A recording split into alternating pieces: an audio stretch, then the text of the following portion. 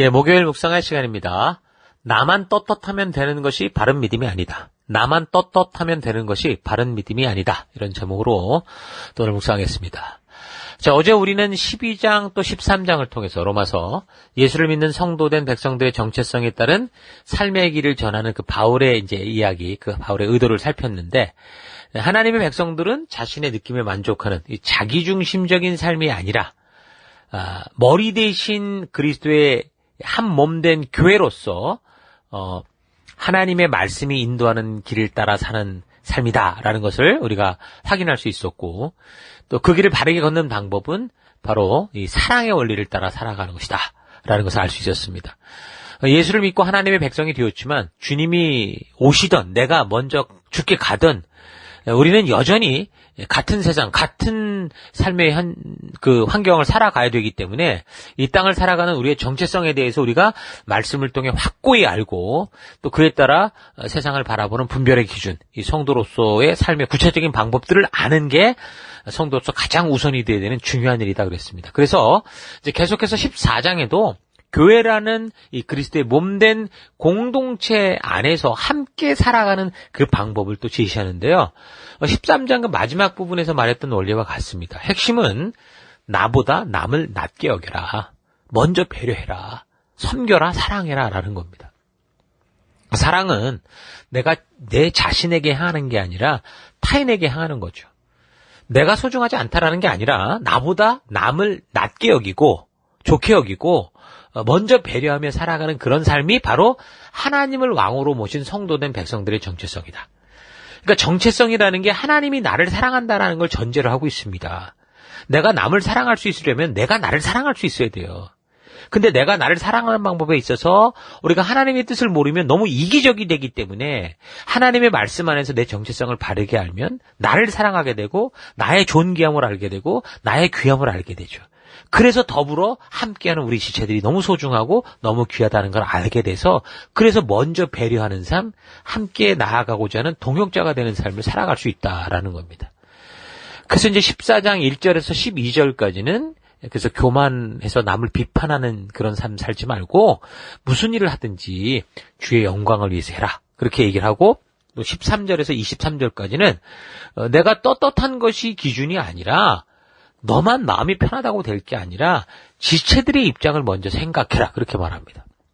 성도의 삶은 말씀의 가치를 따라 살아가기 때문에 자기 만족적인 삶을 살아가는 게 아니다라는 사실은 분명하고 명확한 걸 알고 있는데, 그런데 그런 삶에 있어서 나만 괜찮으면 된다라고 생각을 해서, 그러니까 남에게 피해를 입히지 않는 정도에서 그렇게 자기 생각의 테두리를 치고 살아가는 그런 경우가 있거든요. 그러니까 교회 왔을 때, 어떤 교회는 출석한다. 내가 다른 건 안 해도 이 정도는 한다. 이런 식으로 어떤 선을 그어버리는 경우가 있습니다. 세례는 간다. 그런데 가기는 가고 참석을 하고 그냥 조용히 있는데 우리에게 주신 사명을 위해서 하나 되는 것에는 이렇게 뭔가 자기 나름대로 그냥 선을 긋고 어차피 사람들 다 안 따라오는데 어떡하겠어. 이런 식으로 그냥 자기 혼자 어떤 거리를 두고 있는 경우가 있죠. 그래서 말씀에 위배되지 않는다고 생각을 하는데, 근데 자신의 주관에 따라서 그냥 남이 어떻게 생각하든지 그냥 자기는 떳떳하다. 그렇게 행동하는 경우가 있습니다. 물론 내가 하나님의 말씀 앞에서 떳떳하면 된다라는 건 중요한 말이죠. 근데 성도는요, 그런 자신의 떳떳함만이 아니라 그걸 넘어서 내가 말하고 행동하는 것으로 인해 영향력을 받을 수 있는 다른 지체들의 영혼을 먼저 생각하는 삶까지 나아가야 된다라는 겁니다. 그게 성숙한 자의 모습이잖아요. 어린아이와 어른의 차이가 뭡니까? 어린아이는 자기중심적이고 이기적이에요. 근데 어른은 뭡니까? 남을 배려할 수 있는 사람이 어른인 거죠. 그래서 어른인데도 어린아이 같은 사람이 있죠. 그러니까 어른아이 같은 사람이 있어요. 참 문제라는 거지. 그런 사람들이 어디를 가든 이기적이고 가는 데마다 문제를 일으키고 그 이기성 때문에 그냥 공동체를 파괴하고 다투고 싸우는 일들이 계속 벌어지는 게 바로 그것 때문에 그러는 거죠. 자, 그래서 우리는 항상 나를 넘어선 남을 먼저 배려할 수 있는 그런 삶을 살아가는 곳까지 나아가야 됩니다. 바울이 그런 삶을 살아왔잖아요. 무엇보다 이 고린도 지역에서 그때 우리가 이미 살폈던 것처럼 우상의 제물에 관한 그 문제가 생겼을 때 이미 그런 가르침을 주었었죠. 근데 똑같아요. 여기 로마서는 그렇게 표현을 안 했지만 거의 같은 맥락에서 똑같이 강조합니다. 보십시오. 이제 로마서 14장 13절부터 읽어드리겠습니다. 그러므로 이제부터는 서로 비판하지 마십시오. 형제가 나쁘다고 생각하는 일을 보란듯이 해서 그를 걸려 넘어지게 하는 생활은 하지 마십시오. 나는 주 예수의 권위로 분명히 말합니다.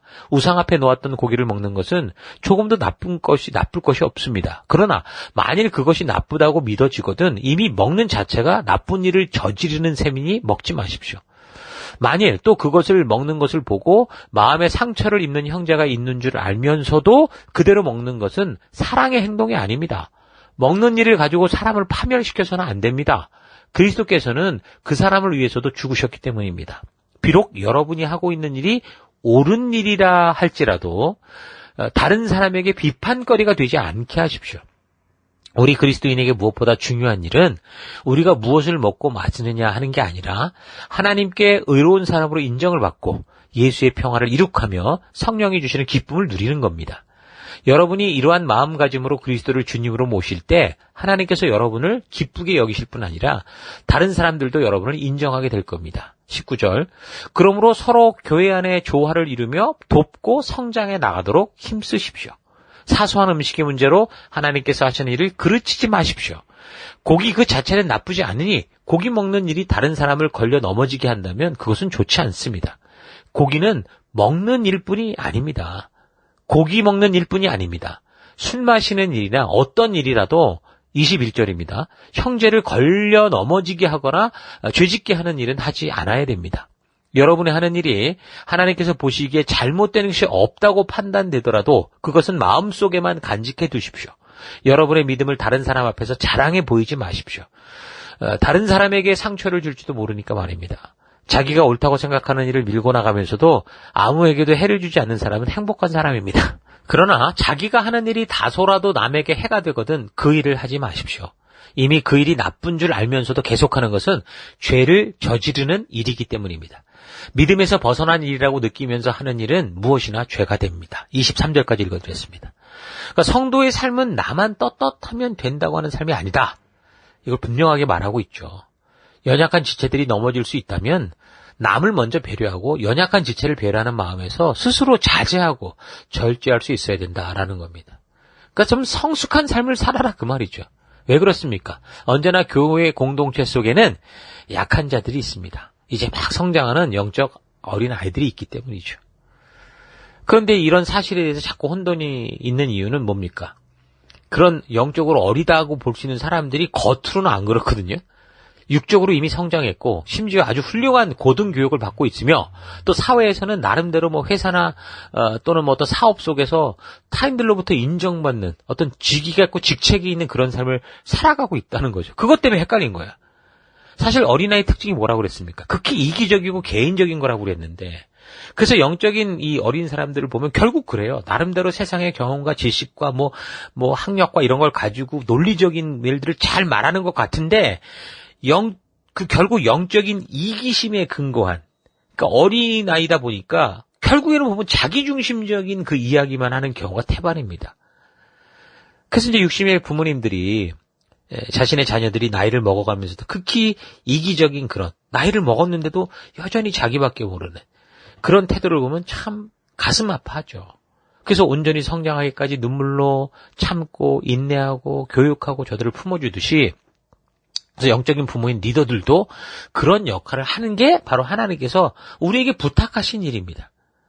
그런데 영적 존재라고 해도 육체 안에서 살아가는 우리는 이게 우리 자체가 먼저 눈에 보이는 대로 판단할 수밖에 없고 그러다 보니까 그러니까 우리는 이제 그렇게 보니까 영적인 수준으로 이렇게 너가 나아가야 되지 않냐. 영적인 어린아이를 데려다 놓고 그냥 그렇게 이제 그 이성적으로만 자꾸 이제 얘기를 하게 되는데 근데 아무리 육적인 스펙이 좋고 뭐 대단한 사람이라고 해도 결국 영적인 부분에서 성장이 없으면 어떻게 됩니까? 바른 믿음의 길을 가지 않거든요.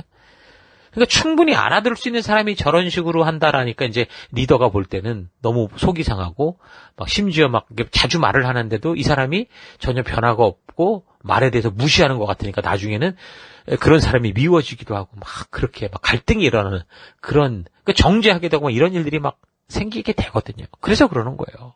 그래서 바울은 성도들에게 영적인 안목을 가지고 남을 먼저 배려하며 보는 눈을 가져라. 영적인 안목을 가지는 것이 힘들다면 너가 어떻게 하나님께 그 사랑을 받았는가, 네 과거를 되돌아봐라. 그런 식으로까지 얘기를 하는 거예요. 그러니까 성도는 항상 그래서 자기보다 약한 사람들을 비판하지 말고 먼저 챙겨야 된다라고 말하는 겁니다. 사랑하는 거, 남을 먼저 배려하는 거, 하나님의 뜻을 순수하게 믿고 따르는 게 바로 새 언약 백성된 성도들이 살아가는 삶의 바른 가치다라고 말하는 거죠. 그렇게 보면 결국 리더라는 그 어떤 리더의 어떤 사명만이 아니라 모든 성도의 사명이 지금 우리 교회가 하고 있는 그런 일이다라는 거. 그러니까 결국에는 한 셀 안에서도 결국에는 그런 거예요. 그러니까 영적으로 좀 그렇게 좀 더 성숙한 눈을 갖고 있는 분들과 이제 막 자라는 과정 가운데 있는 분들이 그렇게 있는 거죠. 그래서 그나마 조금 먼저 그 길을 걸어서 영적인 그 길들을 볼 수 있는 분들을 우리가 영적인 아비다, 리더다. 또 하나님의 이 마음을 알고 끝까지 포기하지 않고 어쨌든 품어주고 그래 이끄고자 하는 마음을 포기하지 않는 사람을 우리가 영적인 리더다. 그렇게 부르는 거고, 이거는 뭐 그렇게 이제 하나님 우리를 부르고 있기 때문에 지금 이 말씀을 듣고 여러분들이 뭐 어떤 그 이 신분을 가지고 있든 간에 바로 이런 부르심을 따라 우리가 함께 교회 안에서 자꾸 자라져 인턴도 되고 리더도 되고 하는 이런 길로 나오는 이게 굉장히 중요한 거죠. 자, 이런 사실들을 우리가 잊지 않았으면 좋겠습니다. 자, 그래서 이제 15장 믿음이 강한 사람들, 다시 말해서 먼저 교회된 성도, 그러니까 지금 말씀드린 그런 사람들 같은 경우 뭐라고 하냐, 1절 마땅히 믿음이 약한 자의 약점을 담당하고 자기를 기쁘게 하지 말아라. 우리 각 사람이 이웃을 기쁘게 하되 선을 이루고 덕을 세우도록 해라. 그리스도께서도 자기를 기쁘시게 하지 않지 않았느냐, 그렇게 말씀하죠. 3절까지 읽었습니다. 그러니까 이웃을 기쁘게 하는 삶을 산다고 해서, 그러니까 남을 먼저 배려하는 삶을 산다고 해서 여러분 어떤 기준도 없이 이 사람들이 막 죄악된 그 이기적인 욕심된 그 길을 걷는데도 모른 척하고 눈 감고 그냥 덮어줘라, 아부해라, 그런 말이 아닙니다. 그러니까 좋은 관계만 유지해라, 그 말을 하는 게 아닙니다. 저들에게 바른 길을 가도록 유익한 길을 걸어 바르게 성장하라고 하는 거, 좋은 관계를 넘어 바른 관계로 나아갈 수 있도록 해야 된다라는 거죠. 예수님께서도 자신의 만족을 위해 일하시는 게 아니라 어떻게 하셨습니까? 너무도 연약할 뿐 아니라 악함에도 불구하고 우리가 받아야 될 모욕과 고난을 대신 받아주시고 우리로 하여금 생명의 길로 오게 하셨던 것처럼 우리도 그렇게 서로를 위해 살아가라, 그 얘기를 하는 겁니다. 교회를 세상의 가치 기준을 가지고 판단해서는 안 됩니다.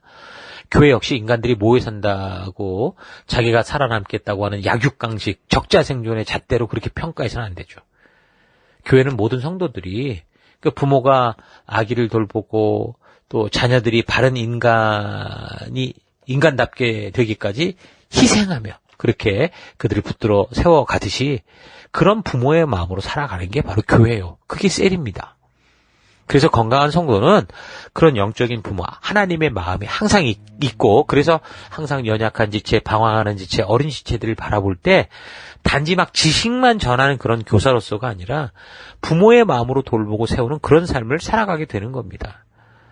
우리의 아버지 되시는 하나님께서도 우리 인간들의 이 불순종으로 자신의 독생자 아들을 보내시기까지 끝까지 참아 기다려주시고 한 영혼의 바른 성장을 위한 디딤돌이 되어주신 것처럼 영적인 부모가 되는 우리 모든 성도들, 우리 모든 리더들 또한 그런 부모의 마음으로 우리 영적인 자녀들을, 우리를 밟고 우리가 디딤돌이 되어주어서 우리 자녀들이 더 거룩한 삶을 사는 열방의 제사장이 되고 빛과 소금된 이 성도가 될 수 있도록 그 영혼을 위해서 우리가 기도하고 기다려주고 품는 그런 우리가 되어야 되는 거죠.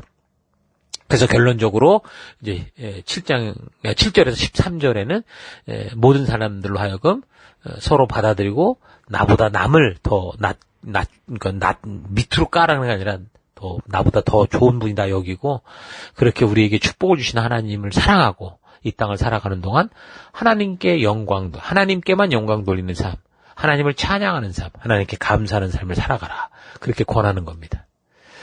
자, 그리고 이제 15장 14절부터는 바울이 이 편지를 쓰고자 했던 이제 이유를 얘기를 하는데요. 이제 쭉 얘기를 하면서 20절, 또 내가 그리스도의 이름을 부르는 곳에는 복음을 전하지 않기를 힘썼노니 이는 남의 터 위에 건축하지 아니하려 함이라. 기록된 바 주의 소식을 받지 못한 자들이 볼 것이요 듣지 못한 자들이 깨달으리라 함과 같으니라 라고 말하는데, 이 구절을 참고하면 그 당시 사도 바울 혼자만 이런 전도 여행을 다니면서 사역을 하는 게 아니라는 걸 알 수 있습니다. 그러니까 여러 사람들이 부름을 받았고 바울처럼 그렇게 여러 지역으로 흩어져서 하나님의 마음을 전하는 그런 지체들이 있었다라는 걸 알 수 있는 거죠. 그러니까 성경은 모든 기록을 다 갖고 있지 않거든요. 그래서 이제 모델이라는 말이 나오는 거고 대표성에 대한 얘기가 나오는 겁니다. 그래서 특별히 이제 그런 초대교회 복음을 전하는 자로서 어떤 대표적인 그런 인물로 사도 바울이 소개가 되게 된 거죠. 그래서 이제 사도 바울이 이제 이런 걸 알기 때문에 자기가 예루살렘으로부터 일루리곤 지방, 그러니까 그 마케도니아 그 북쪽으로 해서 이탈리아로 연결되는 그 지역이라고 있잖아요. 그러니까 소아시아 전체, 그다음에 마케도니아, 일루리곤, 밑에 아가야 이런 지역을 말하는데, 거기 갈 때마다 다른 사람이 전한 그런 데 가서 막 또 뭐 사람들을 모아서 그 사람들에게 뭐 말하고 그러지 않았다라는 겁니다. 그래서 우리가 이런 바울의 모습을 보면서 또 배워야 되는 건, 우리 교회의 사역 대상이 다른 교회 교인이 아니라 불신자들이다라는 걸 잊지 말아야 됩니다. 이민교회 현실상 뭐 한국에서 교회를 다녔던 지체들이 오게 되는 경우가 많은데, 그런 사람들은 또 이 교회를 통해 이루시는 하나님의 방법을 바르게 배우고, 그래서 힘써 하나 되고 여기서 함께 있는 동안 힘써서 동역자가 되는 이런 태도가 굉장히 중요하거든요. 그래서 우리가 그런 사람들이 함께 동역자, 이미 훈련되고 이미 함께 영혼을 위해 살아가도록 준비된 자들이 모이면 힘이 더 커져야 되잖아요. 그래서 우리가 함께 힘을 모아서 해야 될 일이 뭐냐, 이 멜번당 가운데 아직도 교회 안으로 들어오지 않고 있는 사람들, 뭐 한인 인구로 따지면 10,000명 이상일 거라고 봅니다. 지금 여기 교회가 굉장히 많이 늘었다고 해도 온 교회를 다 합쳐도 뭐 몇천 명이나 되겠습니까? 제가 볼 때는 뭐 몇천 명이 아니라 뭐 2,000~3,000도 안 될 것 같거든요. 전부 그러면 어디 있다는 겁니까? 세상 밖에 있다는 거죠. 2~3만 명 되는 사람들이 전부 이 교회 밖에 있다라는 겁니다. 그래서 이제 그들이 우리의 타겟이 돼야 되고, 그들과 연결된 1.5세대, 이 세대들에게 우리가 복음의 다리가 되는 거. 그런 우리가 돼야 된다는 거 잊지 말아야 됩니다. 사도 바울도 그래서 그렇게 남이 만든 터 위에서 일하지 않고, 그래서 이제 이 로마를 향해 가는 것도 그렇게 누군가가 그런 걸 애써 세운 교회가 아니기 때문에 이제 가서 이걸 전하고자 하는 뜻이 있다라는 걸 말하는 거죠. 그래서 이렇게 세상의 모든 성도들이 사도 바울과 같은 마음을 가지고 한 영혼에게라도 정말 하나님의 진심을 전하고자 하는 그런 전도인, 증인된 삶을 살아가고자 하고, 그래서 우리가 어디를 가든 그 모든 교회가 그렇게 성도들과 강단이 힘을 모은다면, 만약에 우리 성도들이 갑자기 다른 지역으로 또 다른 나라로 가게 되는 경우가 있잖아요. 그렇다고 해도 이 사람들이 어느 교회를 가든지 그 교회가 같은 사명을 위해서, 증인된 사명을 위해서 애쓰고 있으니까 각자 주어진 지역에서 정말 하나 되는 어떤 힘이 돼서, 시너지가 돼서 최선을 다하게 될 거 아닙니까? 그러면 새로운 성도라고 다시 뭐 교육하고 훈련하지 않아도 바로 그런 준비가 된 성도들이 어느 지역을 가든 바로 동역자가 돼서 우리에게 주신 사명을 함께 일구어가는 영적인 군사가 될 수 있는 겁니다. 그래야 이 우주 속에, 이 세계 속에 있는 교회가 힘을 얻을 수 있죠. 군인들이 그렇잖아요. 모두가 같은 목적을 가지고 훈련되어졌기 때문에 나중에 훈련이 끝나고 나면 어떡합니까? 다 각자 다른 지역으로 다 흩어져 가거든요. 근데 그들이 거기 가서 문제덩어리가 되는 게 아니라 힘이 돼요. 이 보냄을 받은 그곳에서 근무하면서 군인으로서의 목적, 역할, 그동안 훈련받았던 것이 한 힘으로 모아져서 그 부대에 맡겨진 사명을 잘 감당하는 제대로 된 군인이 되잖아요. 그것처럼 우리가 어느 교회를 다니든지 하나님께서 주신 이 사명에 좀 우리가 집중하고 헌신된, 훈련된 그런 하나님의 자녀로서 정말 힘써 하나만 된다면 우리에게 주어진 영적인 이 삶의 현장, 멜번의 이 도시들 향해 힘차게 나아갈 수 있는 여러분과 제가 될 수 있는 거죠.